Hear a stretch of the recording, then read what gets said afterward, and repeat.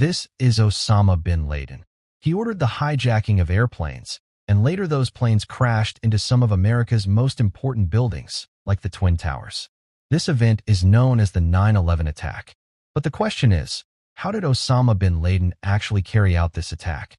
So let's understand the 9/11 attack with the help of a 3D animation-style explanation. Osama bin Laden studied business and economics in school and was always a top student.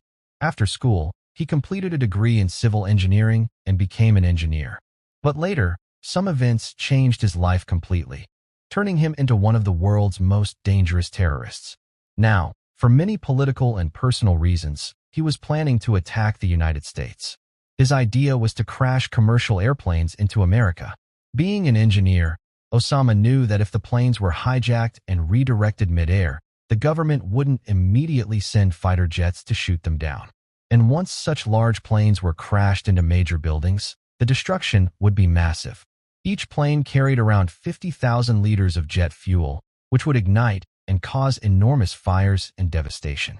Now the weapon was chosen, the airplane itself. Next, Osama had to prepare people for the mission. He selected 19 men from his network to carry out the plan. The remaining 11 men were told that their job was just to hijack the planes. They were assured that their lives would not be in danger. 5 months before the attack, fake documents were used to get U.S. visas for all of them. Once they entered the United States, Osama's local network provided them with guns and explosives. Then came the day, September 11, 2001. Osama's plan was to hijack 4 airplanes, with 5 terrorists on each plane, including one trained pilot. These flights were to take off from Boston Airport and Washington Airport. At 5:44 a.m., the men packed their bags and left in separate cars for the airports. They passed through airport security and boarded their respective planes.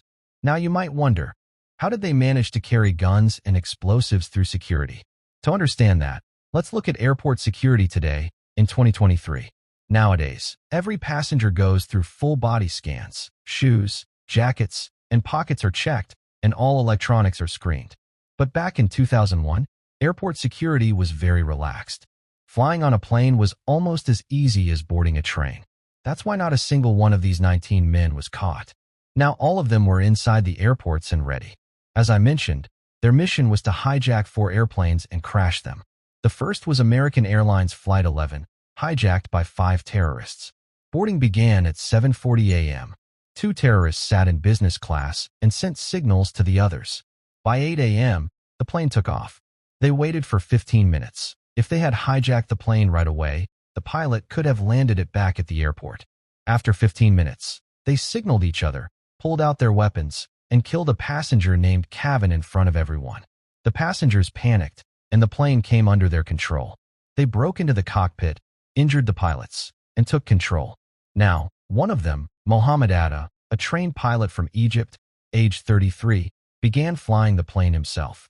When air traffic control called to check on the plane, he calmly replied, "Everything is fine," and the controllers believed him. Atta then turned the plane toward the World Trade Center, one of the most important buildings in the U.S., home to the stock market and thousands of workers. Destroying it would be a massive blow to America. At 8:47 a.m., Atta crashed the plane into the North Tower of the World Trade Center. At that moment, President George W. Bush was in a school in Florida, reading with children. Minutes later, his chief of staff, Andrew Card, informed him of the crash. At that time, they still thought it was an accident, that maybe the pilot had a heart attack.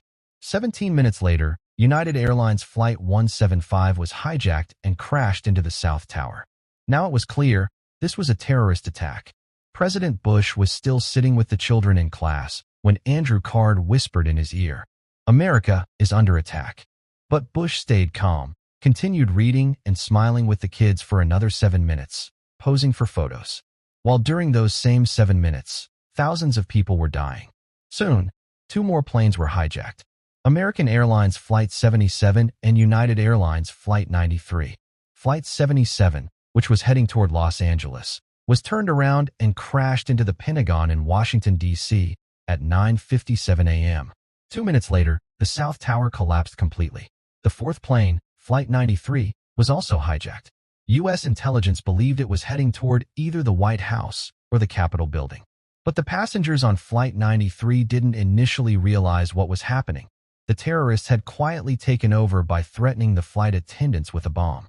Then some passengers used their phones and received messages from family members saying, "3 planes have already crashed. Yours might be next." The passengers now had 2 choices. Either sit quietly and die, or fight back. They chose to fight. They attacked the hijackers, beat them severely, and tried to take control of the plane. The plane eventually crashed in a field, saving countless lives on the ground, though everyone on board died heroically. By 10:24 a.m., the North Tower also collapsed. By then, nearly 3,000 people were dead, and more than 6,000 were seriously injured. The entire world now knew Osama bin Laden was behind the attacks. But soon, a video appeared in which Osama denied any involvement, saying, "I had nothing to do with it." 3 years later, however, Osama released another video, this time admitting that he had planned the attack himself. Then, in 2011, the United States launched a massive military operation to kill Osama bin Laden, spending billions of dollars on the mission. U.S. Navy SEALs raided his compound, and finally, Osama bin Laden was killed.